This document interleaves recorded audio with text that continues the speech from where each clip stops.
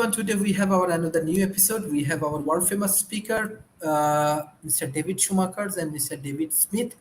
So I want to give chance first, Mr. David Schumacher, that how you want to analyze today's topic, quantum computing. Quantum computing. Wow, what a great topic. Thanks for choosing another great topic, Sharif. So let me start like I usually do with an introduction of the terms that I'll use so we can agree on those, or at least know where I'm talking about. So quantum computer is a type of computing that harnesses the properties of quantum states, particularly superposition and entanglement, and does that to perform calculations. The basic unit of computing in quantum computing is something called qubits. Now, in traditional computers, bits run everything, and they're either in a 1 or a 0 state. And in qubits, like traditional computing, once they're read, they can either be in a 1 or a 0, but they can have multiple states through a property called superposition all at the same time. It's a little hard to wrap your head around, but imagine being able to put a full expression into a single qubit that would take up all the registers of a regular computer. So what's the advantage of trying to develop quantum computing? Primarily, it comes down to speed. Being able to tackle computer problems that traditional computers in their sequential logical states, using other properties like multi-threading and all the things that we can think of to do with conventional computers. Some problems are so difficult that they would take decades, centuries, and even longer to solve running through a traditional computer. And there is the possibility of being able to run these in a reasonable period of time, sometimes even very quick period of time, using quantum states. So speed is the main advantage. We've talked on this show one other time. We were talking about encryption, and we were talking about the problem of, or some would look at it as the problem of quantum computers being able to use advanced algorithms to be able to break encryption schemes. But also it can be used to model weather or climate warming or any other very complex thing that traditional computing probably can't do. So what's going on in quantum computing? At the end of my talk here, I'll share a couple articles in the internal chat that Sharif may make available to you on the outside that might be good to just read. They're very high level and easy to follow if you're not into the under the hood aspects of quantum computing. So everyone wants to know who's in the lead. Google has built a 53 qubit quantum computer. China announced not too long ago a 66-bit quantum computer using different technology. The Google computer uses superconduction, and it's based on electron spin and other properties of the electron for the quantum states. China's taken a different approach, and they're using optical circuits and the positions of photons. So you can see that we're still at a very basic state. Recently, matter of fact, 2 days ago, a company here in the United States announced an 80-bit quantum processor. And they've done it, and they've gone about it in a very interesting way. They've taken two 40-bit processors, quantum processors that they've used, and they found a way to bring them together in such a state that they can emulate and actually become an 80-bit quantum processor. So I've started reading some of the information on that, and it looks quite promising. The private company comes as a spinoff of another private company. Well, not really a spinoff, but the major players come out of IBM. That's been at the forefront of quantum computing here in this country for quite some time. And they've introduced a different use of the quantum state properties that instead of being able to read one of two states, once they resolve superposition, this one is said to be able to resolve one of three states. And that produces an additional effect for greater speed and greater data handling capability. We are in the, one thing I want to say is we're talking about 40 bits, 53 bits, 60 bits, 80 bits. If those sound like small numbers to you, let me put that into scale a little bit. The difference between the 53-bit quantum computer and the 60-bit quantum computer is a processing increase of over 1 million times. So for every quantum bit that can become stable and useful, we pick up a significant factor moving forward. So don't let those small numbers fool you. A lot of work being done. We're still in the foundation phases of this. China is putting in, last budget I saw for them in the neighborhood of US dollars would be about $10 billion into quantum computing. Germany, Canada, the United States, also Japan and India are also investing heavily in quantum computers. And in this country, most of the investment, if you aggregate it, comes from business, not necessarily from the government. They're both doing this with and leveraging off of each other, and that perhaps is a good model for developing this kind of technology in the future. Now, one thing I want to keep in mind is quantum computers won't make classical computers go away. For example, the computers that we're using today, the one that I'm using for me, it would be not cost effective, and the effects would not be beneficial to replace a desktop computer, at least at this time, with something like a quantum computer. So continue to look for increased in performance out of classical computing while we develop quantum computers, because probably the first useful quantum computer, as I would say, is at a minimum is 5 years away. Maybe it's closer to 10 or 15. We'll see how that plays out. But very interesting topic and great promise for doing a lot of things in medicine and science. And who knows, maybe it will help us move out to the stars as well. Anyway, there's an introduction to quantum computing. Thank you, sir. Professor David Smith, how you want to analyze, and the question is that what are the possibilities of quantum computing? Well, Sharif, thank you so much for allowing me to be part of this. Quantum computing is really a game changer as you look at how it can go forward into it. And David did an excellent job of beginning to set up what's important in quantum computing and how it's going. I'd like to take what he's said and kind of expand upon a couple of the items in it. And first, just let's look at market size. The market size is not very large when you compare it to classic computing. Last year, it was about a $60 million marketplace. This year, it's projected to be a $487 million marketplace. And by 2030, it's expected to be almost a $4 billion marketplace. So it's growing rapidly with a compound annual growth rate of around 25%. We expect to see that accelerate some as it's going forward, as we see more applications develop for it. One of the challenges with quantum computing today is that the software development languages that can run on it and take advantage of the pure parts of quantum computing are just now coming out and just now coming to market. And until you get compilers and software code that can work in a true quantum computing area, you're not getting all of the biggest benefits of it. And you're going to see that going even more and more. Some of the numbers coming out is real interesting. David, I don't know where you pulled your numbers from on this, but to me, what's interesting is IBM has just announced a 100-qubit computer.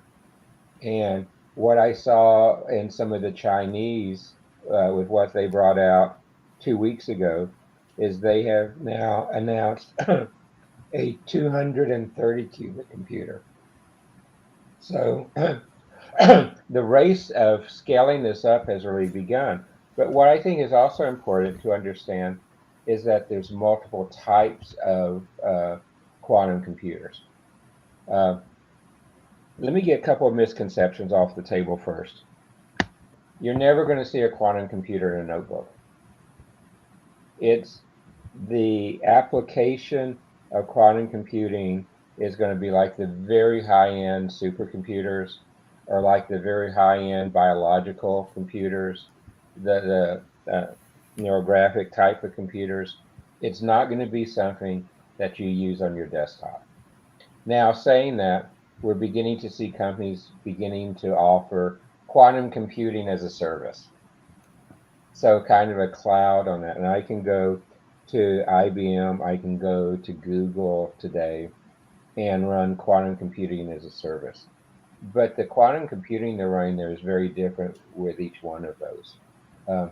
Sharif, I might share my screen just 1 second to put one slide up that will make this make more sense.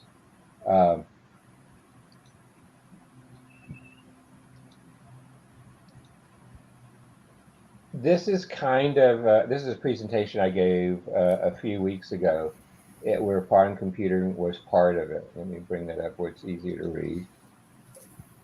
And what you see there is the first commercial general purpose quantum computer will appear about 2030 at the very earliest. I think it can be even later than that. But what you can see is what's called the noisy intermediate scale quantum computing. It is kind of where we are now. And, we're in the hundreds of millions of dollars in today. And the leader in there's a company called D-Wave. But that is not classic quantum computing. And this is kind of how you look at them. You have today what's called a quantum annealer. And it's not true, it's the least powerful. And with the advances we're seeing out of IBM and others and China, I can name some of the other companies, that one is dying fairly shortly. And where we are now is we're in what's called analog quantum computing. And then where we really want to be, which is the true quantum computing, is called universal quantum computing. And that's where we're headed down the road with these. And let me come back up over here. And so having understand that there's multiple types of quantum computing is important, because only the general quantum computer is classic quantum computing as it was first populated back in 1980. So the concept of quantum computing is relatively new. It was first introduced in 1980. And a lot of progress has been made since then. And David mentioned that the governments do a lot of the funding. I was involved in doing one of the first quantum computing roadmaps back in 1994. And it was a government agency which controls cryptography. And quantum computing makes cryptography very difficult. So there's been a lot of interest in it for decades, and trying to understand what's going on. And there are very places.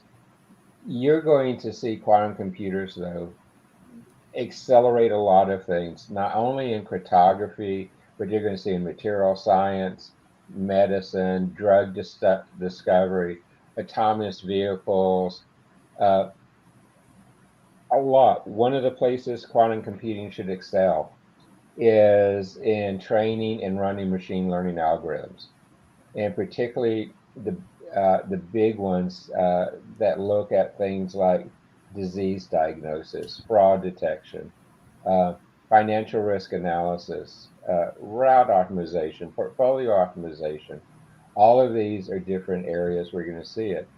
And like I said before, one of the new emerging technologies is quantum as a service. And that is going to really help drive the future of that area, because quantum computers even look weird. I'm going to share one more time. And what I did is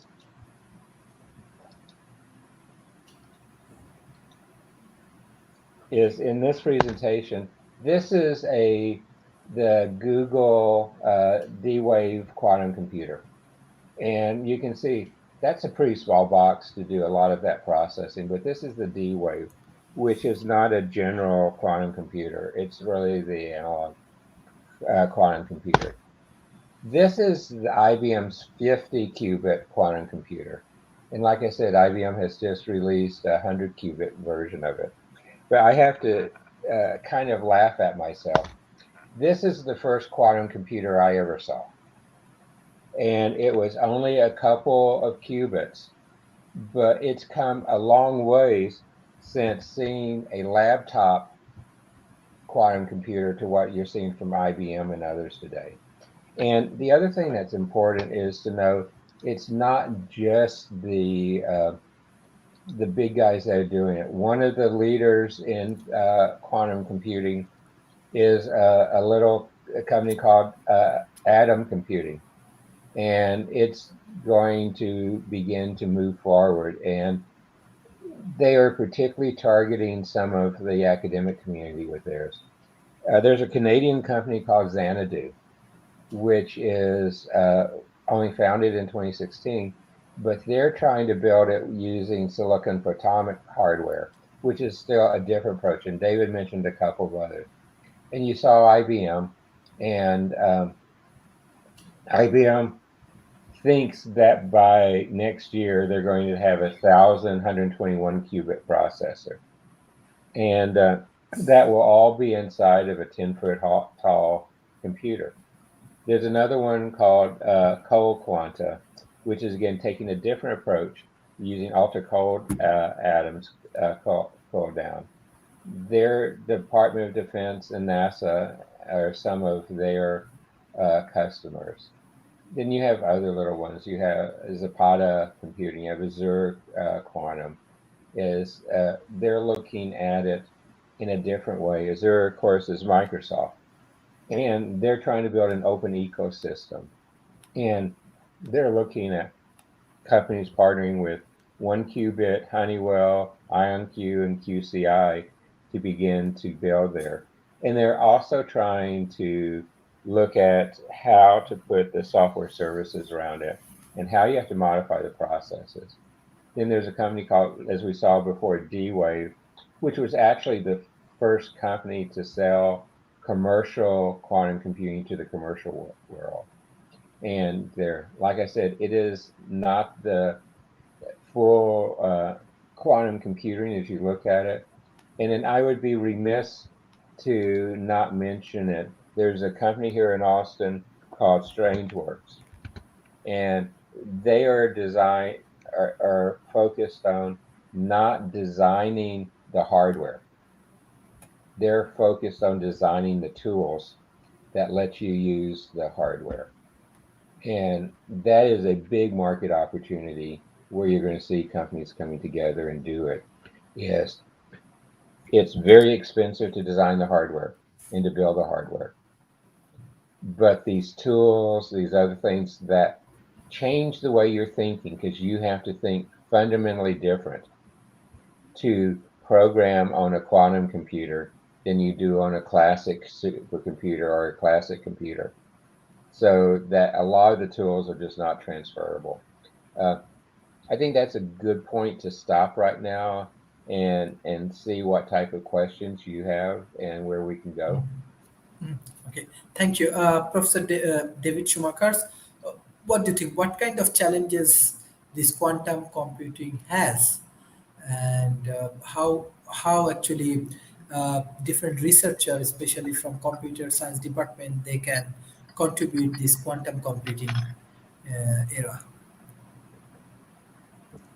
Well, there are no shortages of challenges at this point because we're very early on into this. What I've read as far as challenges is concerned has to do with stability. A lot of that has to do with the actual physical environment that quantum computers need to reside in. Typically a super cold environment, for one thing. and then stability of the bits, and then being able to transfer this information effectively. So there are many different challenges ahead.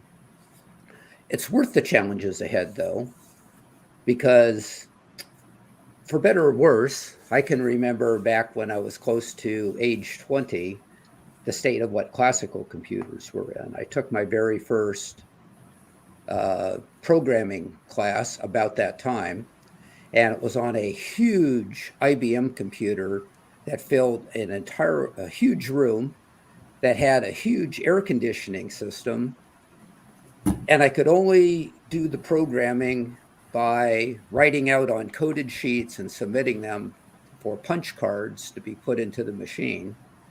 The job would run overnight, and then I would get a green bar readout the next day about the state of my program. Now, early on, many of those green bar readouts were pretty short because I'd made some error along the way and there was no real-time feedback. Fast forward a couple of decades, and along comes the IBM personal computer. And one of its major assets is something that David Smith was talking about. Personal computers, not only was it shrinking the technology down to a particular size that would make it sellable and driving the costs down, but it was the support software. Without an operating system, without that level of software, the very first operating system for those PCs, they would have been just incredibly hard to program, just like that very early large computer that I had back in my early 20s. So we're going to wait and see what those kind of tools develop like. Many of the companies that are developing the hardware are also developing the software. As those play out, then we'll actually get to be able to use quantum computers for practical aspects. And that's what I want to see. I want to see how these can be applied, but we've got a lot of development time going forward before we can get to good applications, I think. Thank you, Professor David Smith. I love to learn that, what are the opportunities actually this industry creating, and especially the youth communities, those who want to develop their career as an IT specialist or as a researchers in IT industry. So how they can get involved with this industry? Uh, a lot of the places where you can get involved early is a user of the technology, and it's being seen, made available. I mean, some of the places where you see it is being applied very quickly right now is in places like artificial intelligence, and it is classic in artificial intelligence in that the markets it can be used in are so broad that it makes it easy for you to begin to use it. And that's why quantum computing as a service is taking off so much, because it's terribly difficult to keep a quantum computer in the quantum state for a long period of time. They're very finicky. And so letting others do it is a real contribution there. You're going to see a lot of use of it in science and in medicine. It is going to be great for modeling different molecular things. COVID has accelerated the use of quantum computing in medicine and in other areas. Drug discovery, quantum computing makes it sense because you want to do most of your evaluation of future medicines in the virtual world, not in the physical world. You want to be able to use something like a quantum computer or a very large supercomputer to go through those and be able to look at the formulations that are promising and discard those that are not. Because you're eventually going to have to do your drug formulations in the physical world. But using the virtual world, particularly quantum computer, is going to dramatically speed those type of things up. You know, we've mentioned cryptography, and being able to do the encryption and break the encryption is a place where quantum computing is going to excel. It was very interesting. The National Institute of Standards and Technology just came out recently with some details of what they think it's going to take to secure applications and to secure data once quantum computing becomes online. And one of the big approaches they say is you're going to have to do cryptography in layers. I think the best way to secure a computer system is security in layers. And if you look at the cryptography based in the quantum era, once it's generally available, you're going to have to take even that type of approach to the basic encryption. So the HTTPS we have up here is just goes away kind of once you put quantum up there because 256 bit encryption, it can break without even thinking about it. So you'll see those types of applications change. Um, Financial modeling, weather forecasting, those are all areas that there. But one of the other places that is going to create a lot of opportunities using quantum computer is in physics, particularly particle physics. And you're going to see that change again dramatically. The other places I kind of see is once quantum computing becomes more available, you're going to see many more complex problems that are arising because we can do quantum computing. Uh, and the program yesterday looking at the energy industry is in an energy emergency is a great way to begin to look at places where quantum computing modeling can really be helped. Because today, in many instances, we know mentally what it takes to cut down the greenhouse emissions, but we don't understand the nuances of it. If we do this, does that cause a bigger problem or does it solve a problem? What is the places we get the most bang for our money when we do things like that, using quantum computer to model those and begin to work in solutions as one? So the short and dirty answer to your question, Sharif, is if I am wanting to get into quantum computing, how do I do it? Uh, right now, if you look at most of the design work that's being done in quantum computer, it's advanced physicists, advanced computer architecture, advanced electrical engineering, advanced material science. Those are the degrees that are doing the most when it comes to the computer themselves.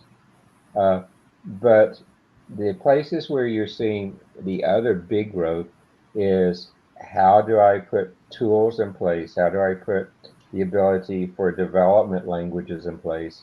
And how do I begin to think about these applications in a different way? Quantum computing is going to let us take the systems of systems concept and expand it even more because of the fact that we can do so much more modeling in so much more places that we can begin to use it. Your audience have heard us mention the term digital twins a fair amount. Quantum computing, with the ability to do these very complex models very rapidly, is going to speed up the digital twin process even more than it is today. Thank you. Professor David Schumacher, if you share some of your experience about the impact of quantum computing in the society, like when we have to develop this Industry 4.0, how it will affect the society and how does it work in the. Yeah, that's a tremendously important uh, situation to consider. And I'm not sure that we're going. Can you hear me? Yes. Oh, okay. Reading the body language, I wasn't sure. Anyway, that's a terribly important consideration to consider. Uh, I think that trying to consider how that is going to impact society has a lot to do with, I think, another allied area that we haven't mentioned for use for quantum computing, and that's how it relates to artificial intelligence. I think both of those being developed separately will come together at some point, and then there'll be quite an interesting explosion that will occur, if for no other reason than just the increased computational speed. Why do we need the increased computational speed? I think it comes down to data. I think that's the chief underlying thing. We've been talking about climate modeling, uh, modeling for disease, so many other things that have huge data sets, and those data sets grow exponentially every single day. How do you analyze that data and make it useful, whether it be in business or in medicine or in engineering or whatever aspect it is that we're going to employ? Those, how we use those and how we apply those will have the greatest effect on society. But we're talking about technology that's developing at exponential rates. So we say the first quantum computer is here in, say, about 10 years or so, maybe more. And we talk about AI moving out of narrow intelligence into a more generalized, broader intelligence and being able to tie. And then we talk about the great mountains of data that we can probably have access to in a useful way because of quantum computing. And all of these things point to a topic that sometimes can be referred to as a singularity. The singularity in physics says that you have a single point, and beyond the event horizon, you're not sure what's happening on the other side. Perhaps all these exponential technologies coming together gives us that kind of singularity. What we need to do is we need to be able to adapt and change as a society, as companies, as governments, as we move forward with this. And AI and quantum computing may be those tools that not only cause the reason to be able to need to adapt so quickly, but give us the tools to adapt as well. For example, saying how the personal computing industry was going to, in 1980, was going to revolutionize what goes on inside of businesses and homes, I think would have been terribly difficult to make educated guesses about and be right. And I think we're going to find ourselves in that same situation. I think it's our humanness, our curiosity, and our wanting to do useful and constructive things with these tools, which is going to guide us as we move down that road. Thank you, Professor David Smith. Like, if you share your experience about the impact of quantum computing in society. I can tell you where I've seen quantum computing used. It's had a big impact. The slide you have up on the screen now, Sharif, was one that I had found that really kind of helps address your question earlier, even broader, of some of where the use cases of quantum computing are. So you see it in places you're optimizing, where you're learning, where you're doing simulations, where you're doing analytics, where you're doing science of all different types. And I thought this was just a good chart to go ahead and list up on your site for you that can be shared with other people down the road too, because it helps you get your head around it. Uh,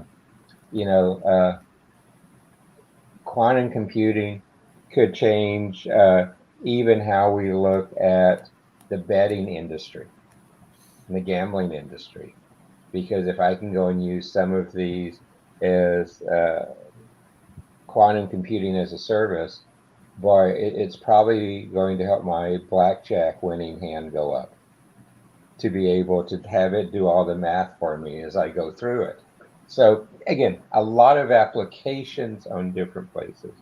But I think some of the places where you're going to see it hit big time is helping to really go back to the different approaches that are going to be used. Um, you know, D-Wave has an approach. Microsoft has a different approach. Uh, IBM has a different approach. The Chinese companies have a different approaches. Uh, the Canadian company, really in quantum computing, has a different approach, and it's going to really be there. You know, for example, though, the IBM one, it has to keep uh, the temperature so cold that it's going to be harder to do it because you're in a state where you're wanting to have to keep it almost down superconducting temperatures. But the biggest places where I'm seeing it come together is when you take quantum computer and you combine it with others. One of the best utilizations of a quantum computer I've seen is where you've taken the quantum computer, you've mated it with deep neural networks with millions of layers of molecular interaction coming together, and you see that coming together. Um, and you're going to see quantum computing a lot solving issues of how we come back from the disruptions of COVID, not necessarily the medical side of it, but you know, the whole world today is in a logistics crisis. Uh, Quantum computing can help optimize those logistics.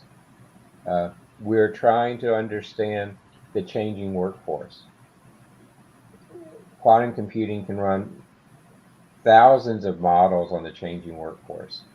It make insight for governments, for our companies. We're seeing education dramatically change now. And the fact that we have to be in a time of lifelong learning.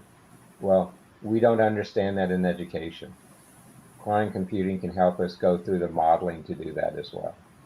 And that's going to be a lot of the places where those applications come up really big.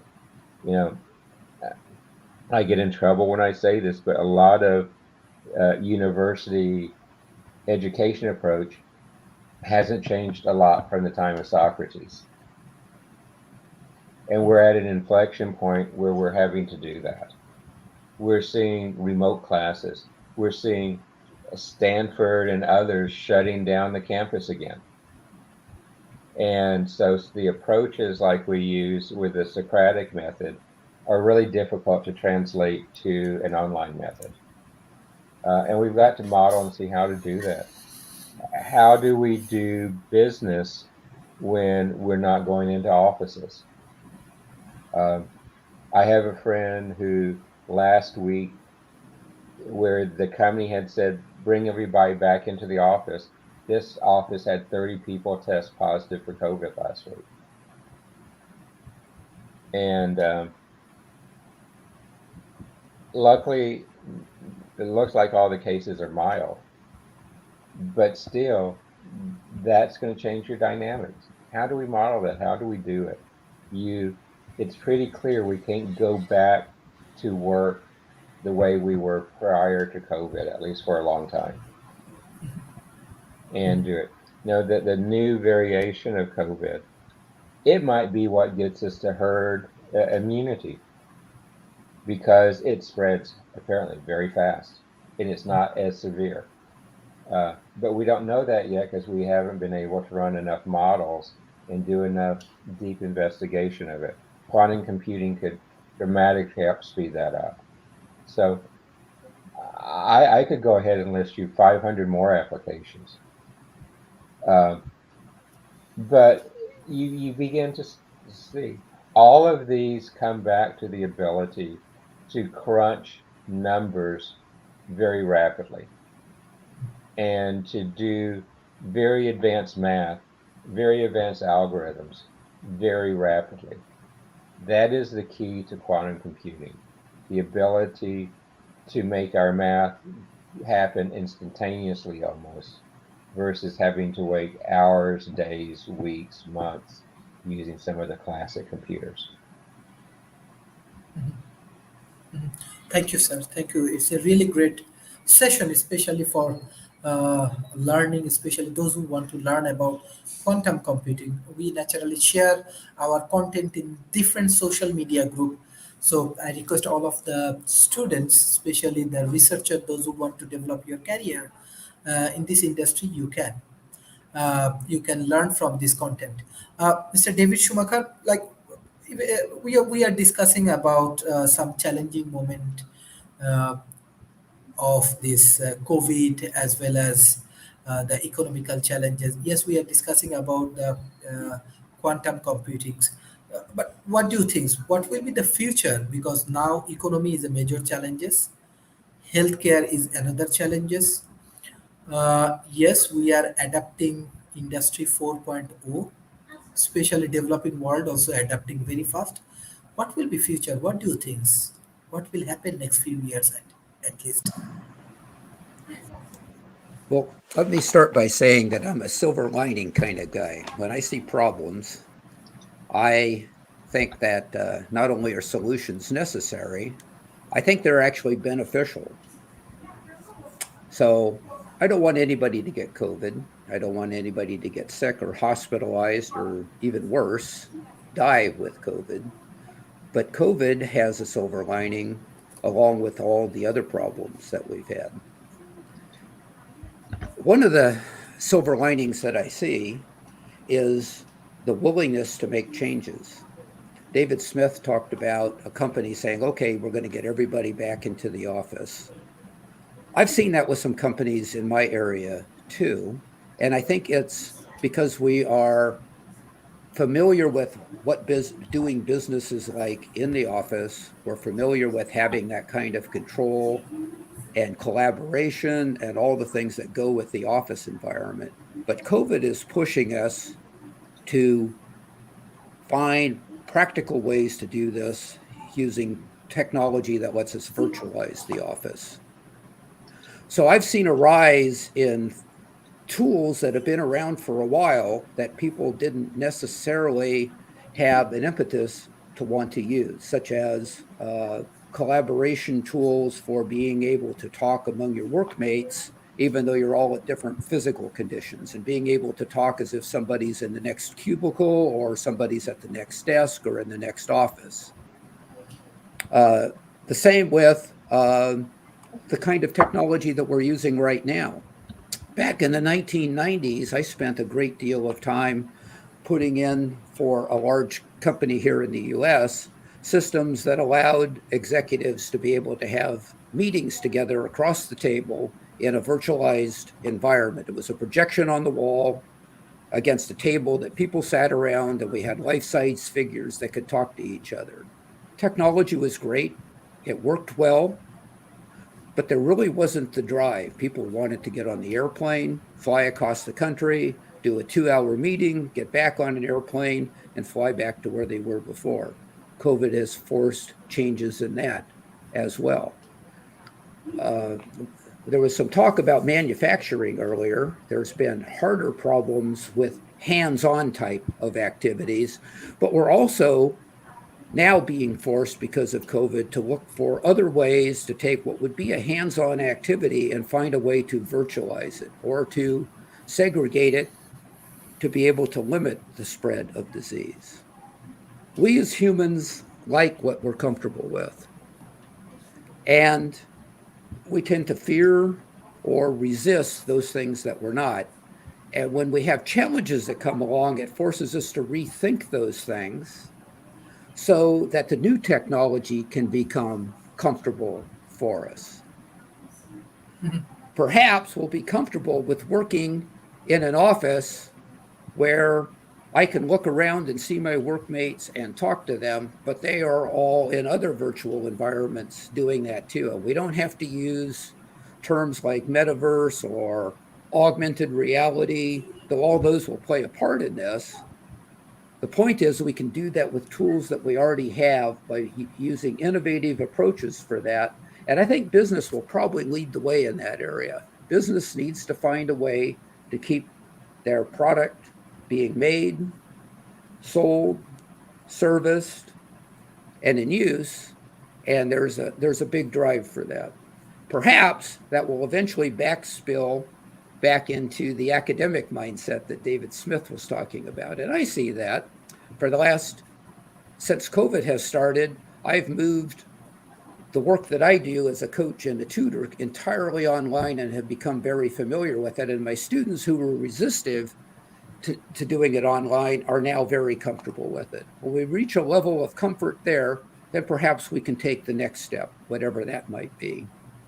So if you're looking to be a part of this, if you're a business owner, adapt it, take the competitive advantage, perhaps over your competitors. If you're an employee or want to be an employee, look for ways that you can be involved in this technology. There are many doors to getting into, say, quantum computing, for example. There's the theoretical, there's the research, development, application, infrastructure. I went through this in classical computing, where I was an infrastructure engineer for a number of years. And that changed dramatically, but I didn't have to learn it all at once. So if you're in the audience and you're thinking, gee, I want to be involved in this, but I'm not sure I understand all the things that are being talked about and what I read online, find a place to get in that's comfortable with you. For me, it was infrastructure, and it was very basic computer infrastructure when I started, and I grew with the industry.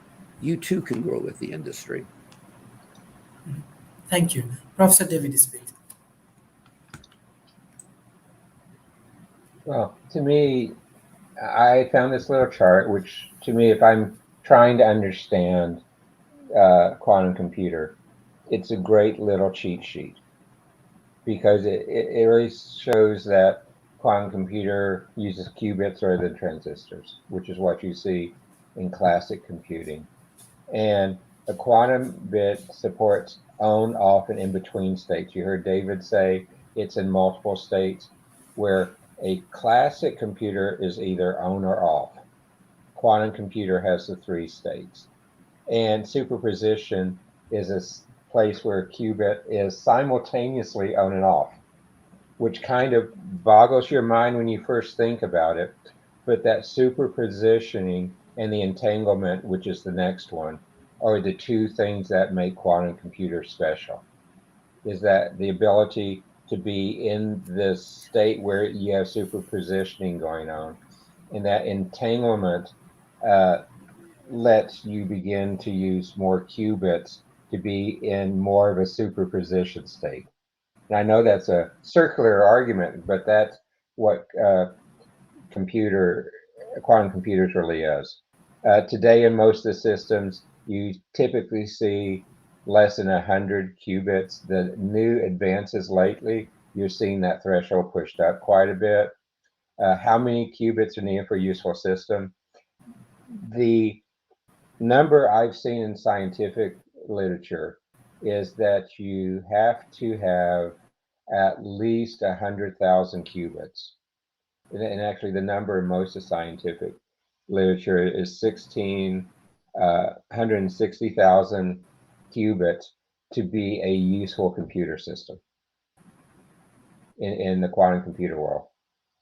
And then, like I said before, commercial systems, I expect to see them hit the marketplace for classic quantum computing in a decade, with the early commercial deliveries. And this guy where it says 20 years, I think 20 years is when you'll see general availability.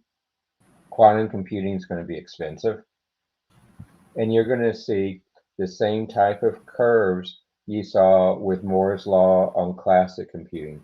You're going to see the same type of curves as you saw with Metcalfe's law as you look at classic computing applied to quantum computing as well. We're at the very early parts of that S curve, and where it's headed and what it's doing. So I think you're going to see that coming together. I love to look at some of the problems. A classic computer today, I can use 8 bits to represent every number between 0 and 250. But with super positioning, like we saw there, I can use 8 qubits to do that. And instead of having to go through each one of them, I will be able to do it all simultaneous. And that is a tough to get your mind around. But that is one of the big places you're going to see quantum do, is be able to do those type of simulations and where it's going. Uh, so I see we lost Sharif. Let me kind of go one other place with this right now. And it's really, what are the problems with quantum computing? One of the problems is stability, is that it's very hard to keep them in a quantum state, as I said before. And you'll see that going. So it's hard to keep them there. Error correction is still a challenge with supercomputers today. I mean, with quantum computers today. We do not have the tools for error correction in place like we do with classic computing. So that goes back to my comment that we need to be able to develop this whole suite of tools that go along with quantum computing. There's technical challenges, implementation challenges going on there. The same type of things. If I have to be new approaches to programming, new approaches to tools, new approaches to thinking about how to use it, where I can use it, what should I use quantum computing for versus use classical computing for. That is one of the challenges as you see there right now. The other thing is, there is just not a lot of people trained in quantum computing today. And that kind of makes sense, is it's very developing. It's very early in its life cycle. And you're seeing raises in investment, you're seeing early adoption, you're seeing a lot of strategic alliances being put in place, not just between companies, but between countries as well. Uh, you know, and you're seeing the other places. The other technical challenges, though, you see on the hardware side is fabrication. Quantum computing, building the computer, putting the states in there are very fragile. And we do not have a processes in place where we can produce anything at scale in quantum computing today. And this fabrication is going to be a challenge. It's like the early chips were handmade, where we now have everything done by robotics there. Verification is going to be a problem with the hardware because quantum states are really difficult to maintain and precisely measure. Verification is going to be there. We're still working through the architectural approaches on it. Between David and I, we've listed probably a dozen different approaches to quantum computing. And picking the winners out of those is going to be a difficult task. Do they all win? Do they all develop niche applications? For the short time, I think that's the case. But when you get to general quantum computer, you're going to see a lot of the small ones go away, just like we have on the others. And you're seeing some of the old guys coming back into. In the early days of large mainframes, Honeywell was a leader in that. I remember some of my punch cards running on Honeywell, my punch cards running on Controlled Data Corporation machines. And you're going to see some of those come back because they had experience in large scale computing, which is what quantum computing is. It's designed for large scale computing. So those are some of the challenges, some of the things to get over, but that's where a lot of the opportunities are. If I can solve big challenges like that, I can create the largest opportunities. Thank you. This is really great sessions. I'm sure our audience really learned a lot of things from our Mr. David Schumacher and from Mr. David Smith. I want to go for the concluding remarks for today. What the concluding remarks, Mr. David Schumacher, for today's session? So if you're watching this and you found something that you like about quantum computing, I urge you to take action on that. If you're a student, figure out what courses that you need to take. If you already have a place somewhere in industry that you think that you can move into an aspect of that, do this. What I'm saying is take action on what you've heard here today. This has been an interesting conversation, but put it to use. If you're a business leader, put it to use. Whatever situation you find yourself in, we don't have to wait 10 to 20 years for any of these technologies, including the quantum computing that we're talking about today, to be mature. You can start looking for opportunity now and applying it to your situation and either taking a competitive advantage for yourself personally or for your business or for your educational facility, but put it to use. That's my concluding remarks. Thank you, Professor David Smith.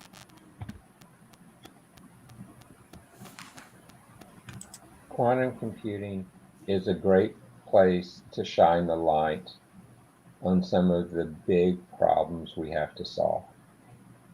Because as you've talked to people who are thinking about using quantum computing, their first thought is, what is the biggest grand challenge I can solve?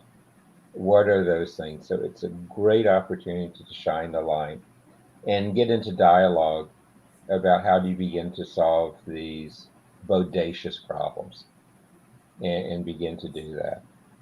Second concluding remark on it, think of quantum computing not just as a pure computational environment, but think of how it can help with machine learning. Think about how it can help and push the frontiers of artificial intelligence. Think about how it can push the really big time frontiers of modeling and simulation. We are often limited in modeling simulation today by the power of our computers. This will take the power of the computer and increase it hundreds of fold. So the ability to do that, it should help our strategic planning. It should help us as we look at issues on a national scale and on a global scale. It's really hard to model on a global scale today. This should help us get there. But even more importantly, what it does, because of the intense publicity surrounding quantum computer, it opens us up to the fact that there's other ways to compute. So things like biological computing, the neurographic morphic computing, even analog computing has a chance to come back and have an impact because of us understanding this new domain of quantum computing, that we can have computers doing a lot of different types of computing to solve unique problems instead of a one size fits all.